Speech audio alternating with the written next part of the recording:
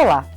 A Comissão Parlamentar de Inquérito que investigou a violência contra jovens negros terminou com a triste constatação de que o homicídio é a principal causa de morte de brasileiros entre 15 e 29 anos. A maioria negros do sexo masculino, com baixa escolaridade e moradores das periferias. O mapa da violência produzido pela Unesco ilustra com números o que foi chamado pelos deputados de genocídio. Em 2002, o índice de mortes nesse grupo chegou a 73 pontos, ou seja, morreram proporcionalmente 73% mais negros do país do que brancos. Em 2012, esse índice subiu para 146,5%, ou seja, mais do que duplicou. Mas o Brasil em Debate não vai discutir só essa triste situação. Nós convidamos os deputados Orlando Silva, do PCdoB de São Paulo, e delegado Edson Moreira, do PTN de Minas Gerais, para discutir as propostas apresentadas para mudar esse quadro. Deputado Orlando Silva, o que o senhor acredita que foi a principal conclusão dessa CPI, além desse quadro dramático? Olha, a investigação foi muito importante. Nós realizamos audiências públicas, ouvimos especialistas, autoridades do campo da segurança pública, organizações nacionais e internacionais e familiares de vítimas da violência em nosso país. É assustador. Os dados, os números são assustadores e o primeiro passo é constatar a gravidade da situação. Quando se usou a palavra genocídio, isso foi polêmico na comissão, se nós assumiríamos ou não a condição como realidade de genocídio, nós tivemos o objetivo de marcar a gravidade do assunto. Portanto, o primeiro passo foi um diagnóstico quanto à gravidade do assunto, a violência contra jovens, negros e pobres no Brasil. Segundo, um conjunto de leis que tramitavam na Câmara dos Deputados, ou mesmo já tinham passado por aqui, estavam no Senado, um conjunto de leis foram mapeadas e vão no sentido do enfrentamento dessa violência. Nós, ao final, firmamos uma proposta de um Plano Nacional de Combate ao Homicídio contra Jovens Negros e Pobres, e creio que esse plano deve passar por um pacto entre governos, nos três níveis, a sociedade civil brasileira, de modo a que nós possamos reverter esse ambiente de violência e salvar a vida desses jovens que têm o seu futuro destruído, né, em idade tão tenra. São jovens com menos de 29 anos e eu creio que a Câmara dos Deputados colabora quando faz esse diagnóstico, faz apontamento de iniciativas legislativas, de políticas públicas dos vários níveis de governo e, sobretudo, na mobilização da sociedade a favor da juventude. Deputado delegado Edson Moreira, o senhor apresentou um voto em separado no encerramento da CPI. Qual a sua avaliação desse trabalho? Bom, essa parte já foi toda saneada, já passou, o voto já teve, já foi aprovado o relatório. Então, o passado já foi. É claro que eu não vou criticar a direção dos trabalhos. O presidente fez o que ele quis. O presidente da CPI dirigiu os trabalhos do jeito que ele quis. E tudo que ele queria foi aprovado, na realidade. Bom, afora isso, eu já fiz um trabalho sobre homicídios envolvendo o tráfico e uso de drogas em 2003. Foi uma tese que eu defendi na UFMG, já tinha me defrontado com esse quadro, a nível Brasil, a nível Minas Gerais, e sei que a maioria dos assassinatos que ocorrem no país é realmente na periferia. Por quê? O braço do Estado não alcança a periferia. Falta saúde, falta educação, falta saneamento básico, falta tudo. A única coisa, o único braço do Estado que chega na periferia é a polícia. E por isso, os nossos jovens são facilmente coaptados pelo crime organizado, principalmente pelos traficantes, e viram soldados do tráfico. O que acontece? Na tenra idade, hoje ele mata, amanhã ele morre. Então, hoje ele é autor, amanhã é vítima.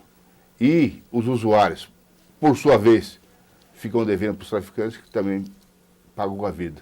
Então, isso eu dei a denominação que até hoje persiste, chamada Onda Jovem, onde o jovem de 15 a 25 anos até 30 anos eu acho que é um jovem. Ele é autor e vítima do crime. Ele é engolido pelo sistema criminoso que campeia, principalmente onde o Estado não alcança.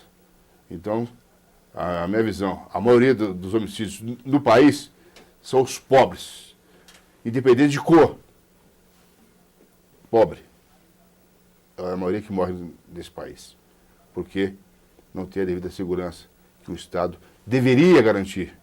E as sugestões da CPI foram ótimas. Sistema Único de Segurança Pública, se forem alcançados a mudança na legislação, uma polícia desmilitarizada, voltada realmente para prevenção, principalmente, e tem algumas outras propostas. Agora, o genocídio, a discussão, genocídio, então, aí falaram o seguinte, não, é um genocídio simbólico. Genocídio, eu sempre achei uma palavra muito forte. Genocídio foi o que praticou Hitler na Alemanha, o problema dos curdos lá agora, atualmente na Turquia, isso é genocídio. O deputado Edson Moreira, ele tenta brigar com os números. É evidente, deputado, é evidente que a morte é maior da população pobre que mora na periferia. Mas a população negra só não vê quem não quer. Que a população, os jovens negros, sofrem uma incidência maior da violência. A visão dele. Não, são os fatos. Não é. O senhor insiste... Primeiro, o senhor na CPI tentava argumentar que no Brasil não havia racismo. Depois de uma série de debates, o senhor aqueceu. Debates racismo no Brasil. Depois, agora o senhor quer dizer que não há... Deixa o deputado Orlando terminar. É uma violência. O senhor... Desculpa, o senhor sabe como eu tenho uma relação civilizada, democrática com o senhor. Mas eu considero que a CPI, ela pode não ter sido perfeita. Mas os números indicam que há uma incidência mais grave da violência contra jovens negros.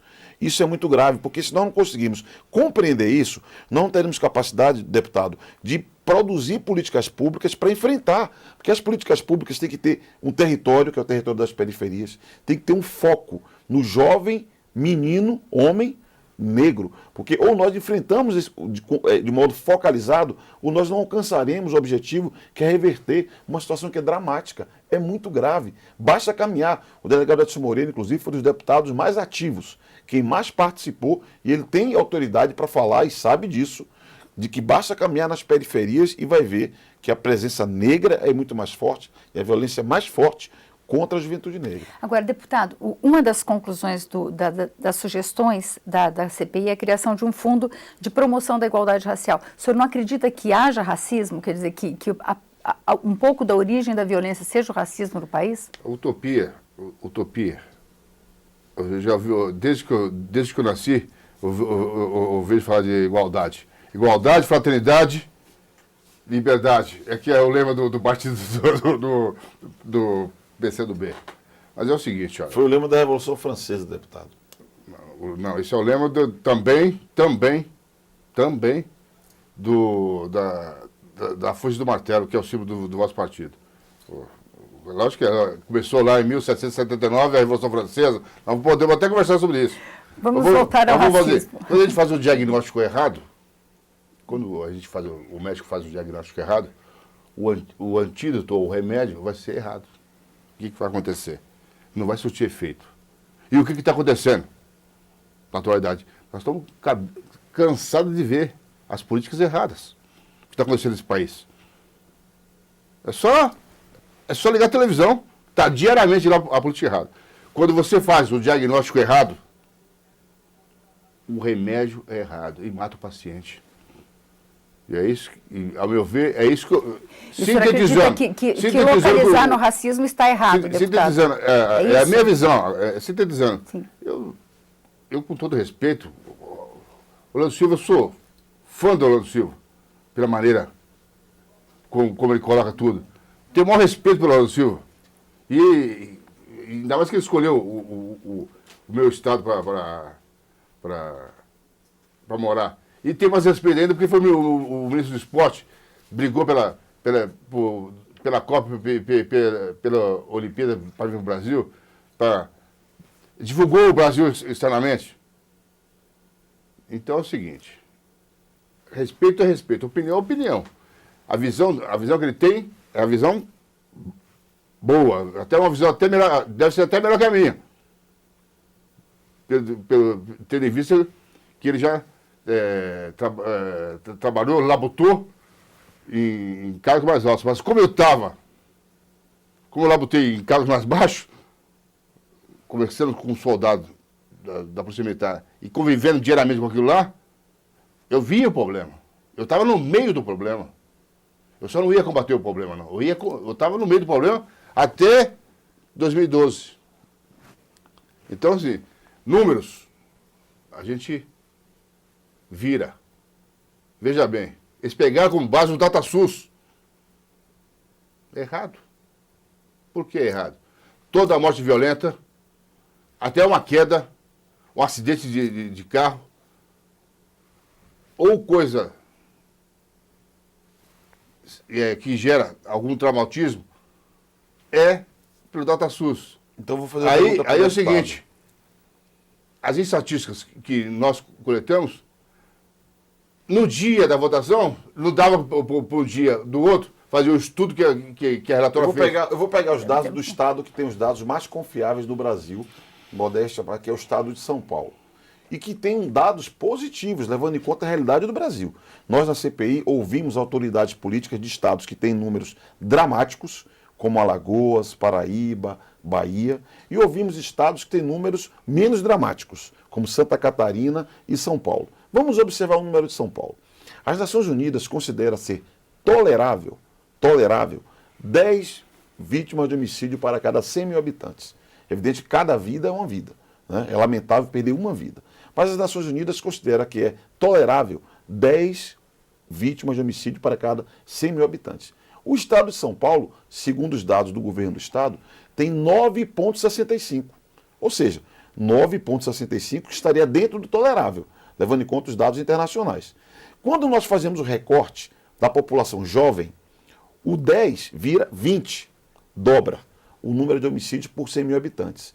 E quando nós fazemos recorte jovem negro, o 10 vira 30, triplica a incidência de violência contra jovens que são vítimas de homicídio. Portanto, eu estou dando dado de um estado que é considerado com os melhores desempenhos. Tem lugares que chega a 70, 80 mortes para cada 100 mil habitantes, no caso de jovens negros. Por isso que eu considero que a CPI cumpriu seu papel de fazer o diagnóstico adequado, há racismo institucional, há uma cultura de violência que cria um ambiente social adverso para essa população, há tolerância institucional. Em alguns lugares parece que a polícia tem autoridade para matar. É o depoimento que nós ouvimos de muitos familiares, em muitos lugares que nós fomos. E creio que não basta ficar apenas no diagnóstico. Portanto, ouvir os estados com melhores práticas será importante, foi importante. E toda a legislação que passa pela desmilitarização da polícia, pela criação de um fundo de combate ao racismo, pela ampliação de políticas sociais, porque tem território, tem lugar para que elas aconteçam, assim como o Fundo da Igualdade Racial, são medidas que nós aprovamos e, diga-se de passagem, o relatório foi aprovado por unanimidade na comissão. E creio que a Câmara deu uma contribuição para que nós possamos enfrentar essa realidade. Bom, Tem algumas sugestões. Tem algumas sugestões. Ele fala em números, mas não mostra. O secretário de Segurança da palavra. do Estado de São Paulo, Paulo, da palavra. Alexandre Moraes, ele tem o dom da frase, falou. Ele tem o dom da frase, mas é o seguinte, eu sou o Tomé. Eu quero ver o número. Alexandre Moraes é a fonte, secretário de Não Segurança falou, Pública ele do Estado de mostrou São os Paulo. dados. O senhor visita os anais da casa, os arquivos, o senhor vai ouvir ele falar. Essa parte da CPI, francamente. Era minha. Eu aqui conversava com os secretários, os comandantes gerais e os chefes de polícia. Então, eu tenho os números. É só ir lá. Certo? Os números então, da o secretário Unesco mentiu, ele confirmam falou esse lá. diagnóstico, deputado. Quem alimenta esses dados da Unesco? Quem que é? São os mesmos que estão alimentando a CPI. Ué. São Só os você vê governos, isso. são os governos. deputado. A gente vai continuar esse debate, só que daqui a pouco, depois do intervalo.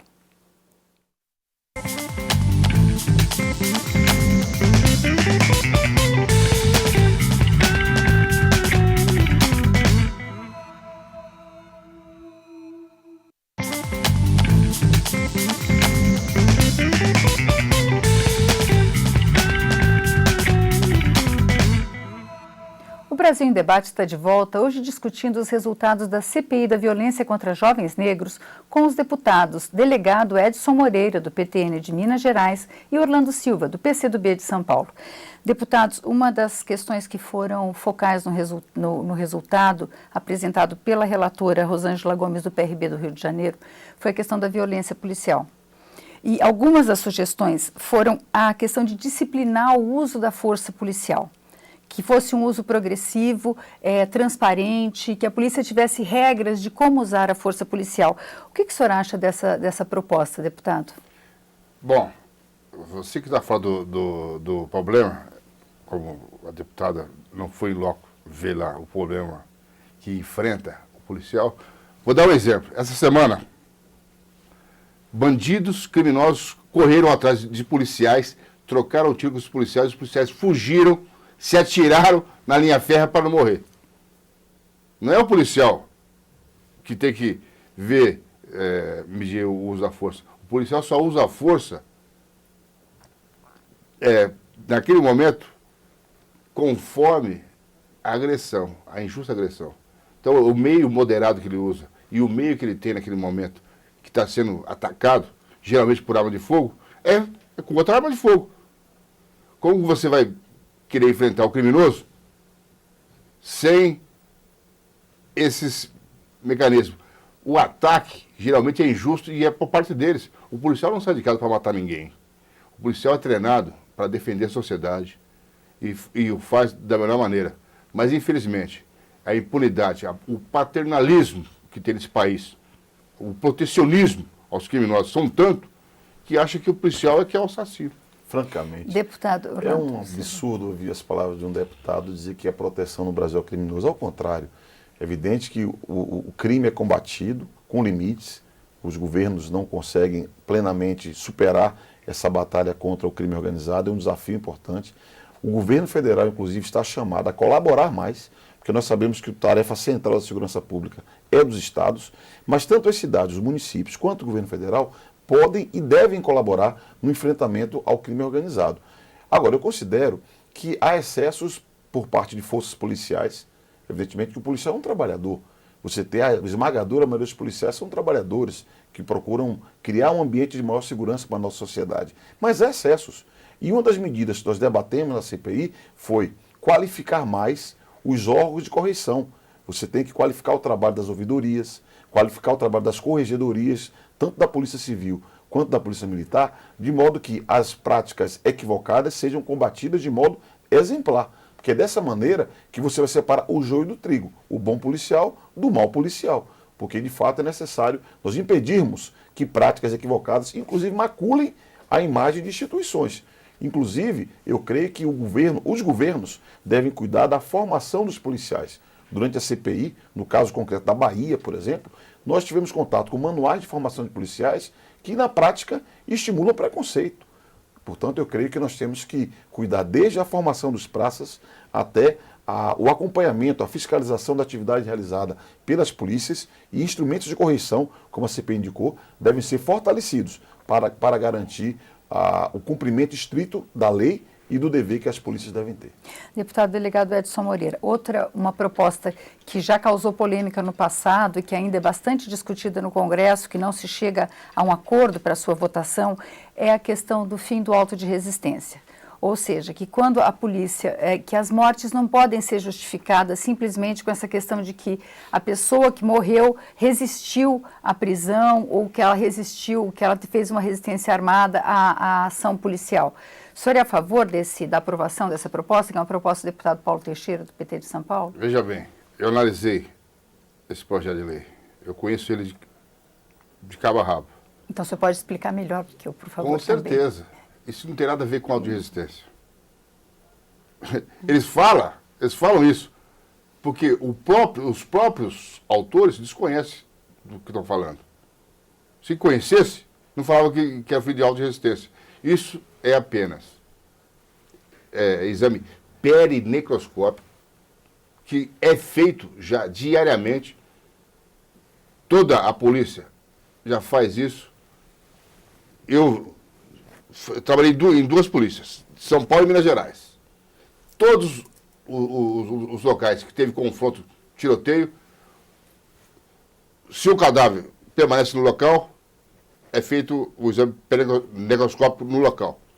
Se é socorrido, vai se propor socorro e a necrópsia já faz fotográfico todos os ferimentos. E circunda ainda com tudo. É isso que está pedindo lá para fazer. Ou seja, que é necessário fazer um inquérito no caso de uma morte. Toda morte tem um inquérito. Se não tem, alguma coisa está errada. Aí sim, alguma coisa está errada. Agora, eu não concordo com a visão do meu colega, delegado Edson Moreira, e apoio o projeto do deputado Paulo Teixeira. Por Também quê? apoio. Porque os autos de resistência, o registro de auto de resistência é utilizado para encobrir muitas práticas equivocadas feitas pela polícia.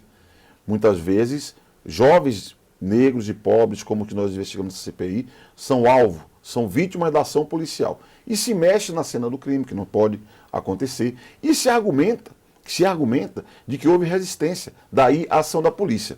É isso que muitas vezes, inclusive, dá causa ao não aprofundamento de inquéritos e apuração de responsabilidade por parte da ação policial. É uma necessidade para o Brasil, inclusive, por fim a essa famigerada figura do auto de resistência, que junto com a subnotificação, porque nem todos os dados são notificados adequadamente às autoridades governamentais, o auto de resistência e a subnotificação altera uma cena que ainda é mais grave do que a tragédia que nós identificamos durante a CPI. Recentemente houve um caso com o bailarino da Rede Globo, que foi uma cena alterada. O desconhecimento que o parte do parlamentar falou aqui agora... É que eu não moro no seu mundo, deputado. Grande. Eu queria morar no seu mundo. No mundo do senhor não tem racismo, não tem violência, não tem problema. Infelizmente o Brasil vive uma realidade muito mais dura do ponto de vista da violência. Deputado, vamos deixar o deputado delegado agora expor a posição dele, por favor. Se tem um tiroteio no local e a vítima, vê se que a vítima está vítima,